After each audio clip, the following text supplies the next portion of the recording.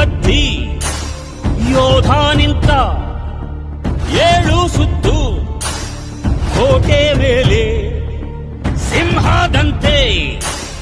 ಕಾದು ಕುಂತ ವಿಷ್ಣು ಶೈವ ಪಂಥವೆಲ್ಲ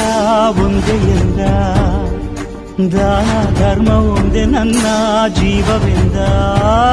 ಕುಲ ಮತಗಳನ್ನು ಸಮ ಎಂದವನು ನೆಲ ಜಲಗಳನ್ನು ಉಸಿರೆಂದವನು ಹೊಸ ಚರಿತೆಯ ಬರೆದನು ಕೆಂಪೇಗೌಡ